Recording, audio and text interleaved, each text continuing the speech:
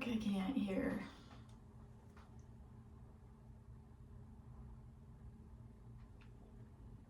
Well, hopefully it's working. No energy drink today because I'm fucking broke. Hello. Okay, everything is so overstimulating in here. I wish I could show you the position I'm in right now. I'm literally sitting on, I don't know what, and why can't I hear? Like, I can't hear in my headphones.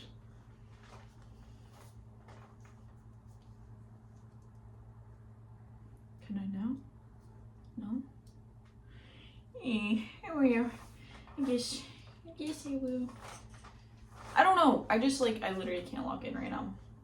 There's a fucking bike. There's like 5 million chairs around me. Like, this place is getting too crowded. And I'm broken. I don't have any more energy drinks for this show. Help.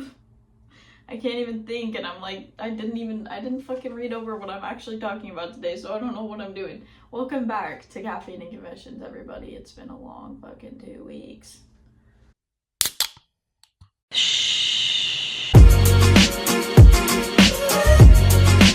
Okay, first thing I wanted to start off with, I've been getting a lot of my freaking 1 year ago today, 2 year ago today, and it's just like, when you're born with so much confidence and you look back at these 1 year ago today's, 2 year ago today's, oh my god, I just like, it wasn't even that long ago, but I feel cringe for myself. I'm like, girl, what was you on? What was you on? Oh, it's such a hard watch, honestly. I literally cannot, like, I don't even want to look at them. I'm like, who do you think you were? Still, I'm gonna look back to today and these videos and be like, saying the same shit, so I can't say shit. Okay, the first thing I wanted to talk about today, well, okay, what's the update? Because I feel like I need to update you guys since, like, haven't been doing 2 videos. I've been doing 1 a week now. Harry, what's going on with my life? I don't really know. The same old.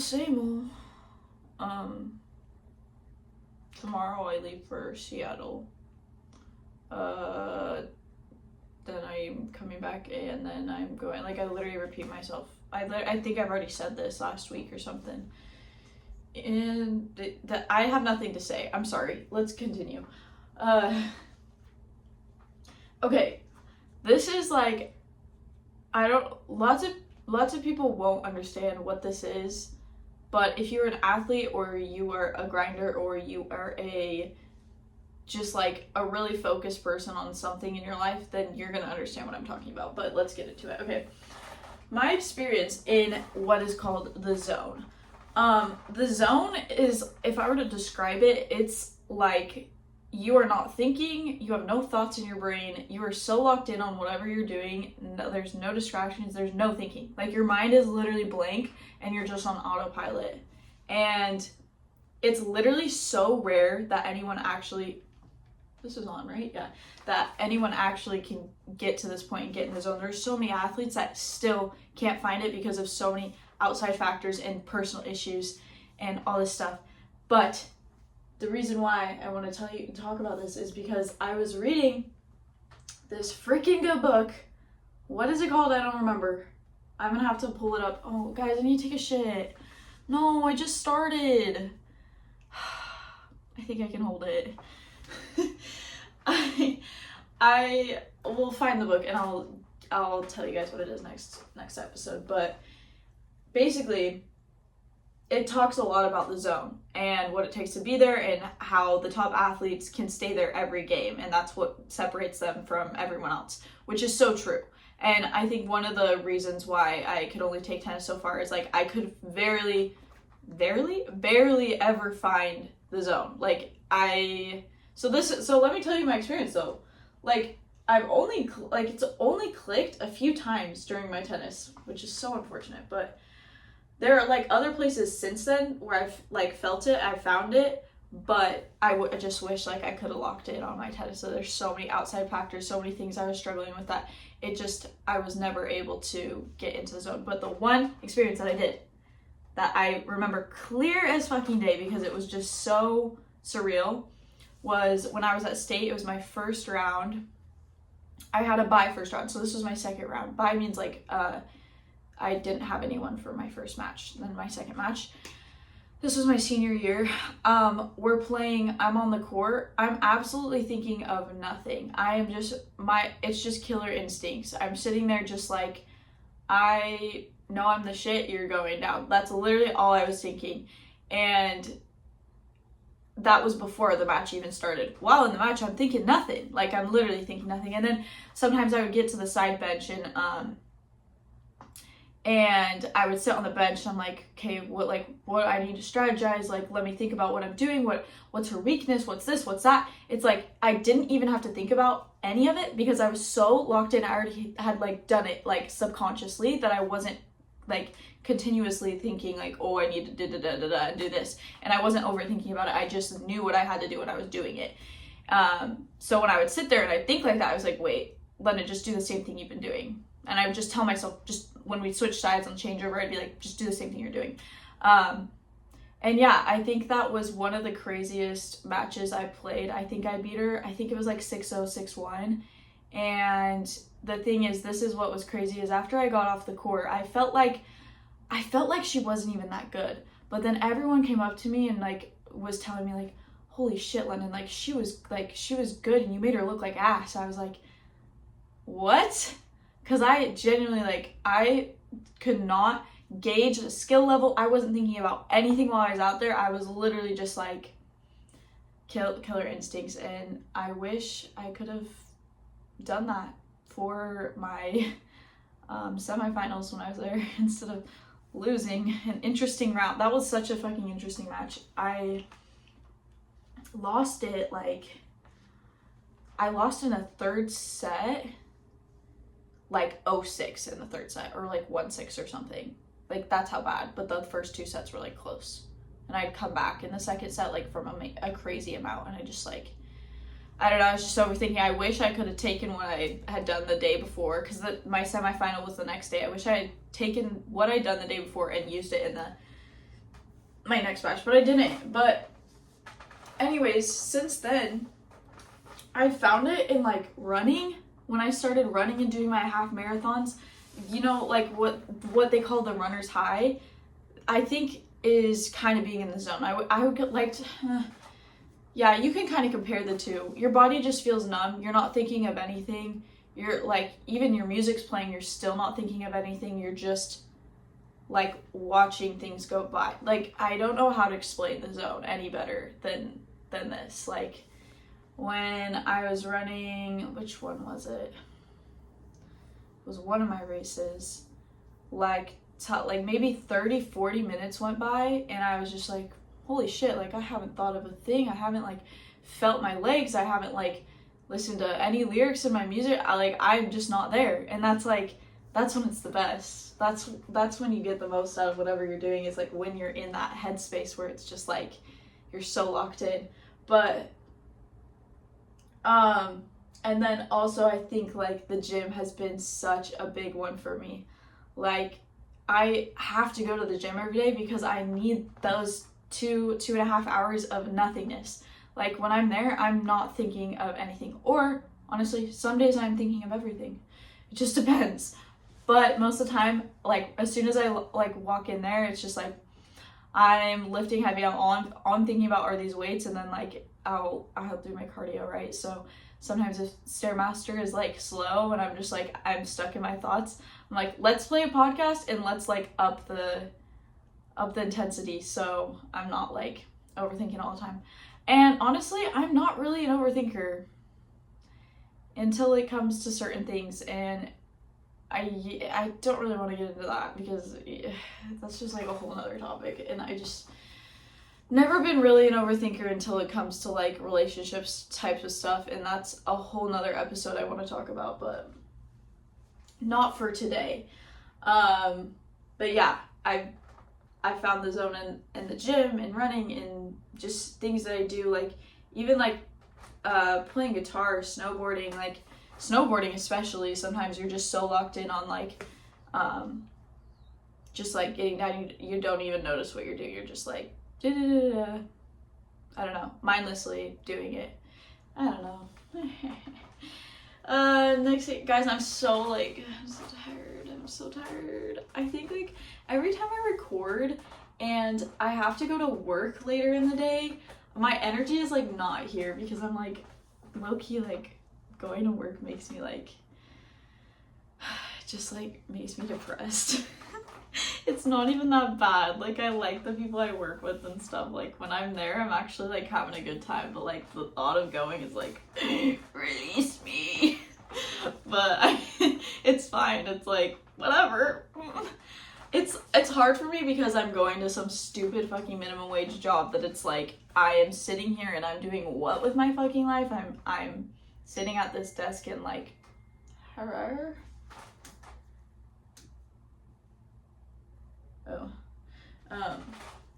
I'm sitting at this desk checking people into fucking tandem beds. I'm like, what am I doing with my time? What am I doing with my life? I like have an existential crisis every time I go to work, so I hate it. But it's fine because I'm making money. I just have to tell myself that I'm making money, but it's like low-key not worth the money, so that's why I have a hard time with it. Anyways. Okay. Oh, also, there is like a part of you when you are in the zone that comes out from, and this book talked about it a little bit. It's like everyone that like can actually get to the zone and like is able to stay in it has some trauma, some type of thing that they're dealing with that they have to bring out to be able to lock in. And like I wish I could just show you guys the book because it would make way more sense. Like I could read some of it, but I was stupid and I didn't bring it. God help. But yeah, so this sounds so fucking corny, but I'm being so for real. Like people that can do that, just they've had past issues. And so like my coaches, this is so funny, my coaches used to tell me that I would play better angry, which is so true. Everything that I do better angry, and I have a lot of anger, and that's why I have to go to the gym, do runs, because it's like my only way to like not think about anything and like let it out. Like I let my steam out. If I'm not working out, I like, ooh, it's not a good day for me. And like people have these things that'll anger them, or like these past things that are like brought up when they're like trying to lock in. They like, you kind of have to like make yourself angry to be able to lock in, or like, oh, like how do I explain this? It's so hard. But like basically like if I got my buttons pushed, that's the when I was locking in the best. Like if someone were to make me angry before I was going out to play a match, I was like, fuck, like I'm gonna take my anger out on this opponent now. Like it's nothing to do with them, but I'm just gonna like, I don't know. I mean, I'm done. This is so hard to talk. Why is it so hard to talk sometimes? I hope you guys understand what I'm trying to fucking say, but that's what I'm trying to say. Let's continue. Okay, this is the scariest thing to talk about, and I was like debating whether or not I wanted to say this because I'm sure like eventually it'll change for me, but equally returned love. I have never felt it, guys. I have never, like, I'm hoping to experience it, but I've never gotten this feeling, and it sucks. It's like, even with having these boyfriends, having these friends, every fucking relationship I've had, okay, I'm swearing a lot, I need to calm down. Every relationship I've had, I have not had the feeling of it being 100% equally returned to me. And maybe I ask for a lot, or maybe I'm just, I don't know, maybe I'm just a lot. Maybe, wait, high maintenance maybe? I don't know, but I give my 110% to literally everyone. That's the thing. And so when I don't, like, I just don't get it back. I'm not even gonna lie, I don't feel it returned ever. But yeah, still waiting for the day, so even like, this is like kind of depressing, even with friends, like, I don't know, there's always like, I don't know, no one's perfect though, so I have to like give people grace. I try and give people grace. That's why I'm not gonna like not be friends with people if I don't feel like we're giving each other the same amount or whatever, or date people. Like, people have their own issues, so I guess I kind of just ask for a lot, but still waiting for that feeling of like, I'm giving you everything and I feel like you are also giving me everything and more. So, okay, whatever. Doesn't matter. Depressing. Another thing, okay. Me and my friends were talking about this the other night. I don't want to name drop. One boy, one girl. And we're like deep in convo. And I think the question was, oh fuck, I don't remember what the question was. But these were like the two things we were talking about. First off, wandering eyes in relationships. He felt like no matter what, your partner will always have wandering eyes. And sitting there and hearing that, I was like, absolutely fucking not. When I have been in my relationships, there is no way in hell I had ever like looked at some other guy or was like wanting something with another guy, or like, I don't know. For some reason, whenever I get in relationships, everyone else is unattractive. And I don't know, that's the problem. It's like, I guess I expect that from whoever I date as well. But like, that just might be me. Like, I just might, like, that might be a personal thing to where no one else, I hope someone else on the planet feels this. But like, that's why I've been able to stay in relationships for so long, I think, is because I can't, like, I am... Okay, wait, that goes into the other thing. Like, I feel like most relationships fail because the partner feels like there's something else better out there for them, but they don't, like, see what's in front of them, you know? Because there's, like, social media and stuff has made it seem like, oh, like, we always deserve better, like, all the time. And I think that's why people will have wandering eyes, is because of that. But in my case, I just have it, and so like, I really hope whoever I date next doesn't either. But it's not really realistic. Like, I don't know what's wrong with me. I just like literally cannot find anyone else attractive when I'm dating whoever I'm dating. Whatever. But I like literally was just like, dude, that's not true for me. But like, I don't know, like maybe. Next, we talked about, I was saying connections are the most important thing to me in life, which is like, they really are.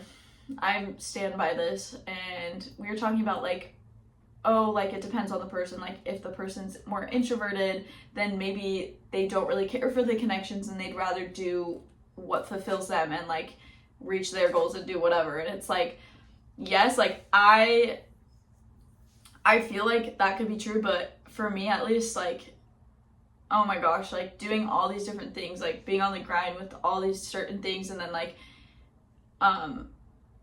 either making the goal or not making the goal or whatever, it like doesn't even matter, because like the point of it was like the experience and the people that you were with. And it's like, if you're not even like paying attention to that, it's like you can't even have fun, like, or you can't even like be happy. It's all about connections.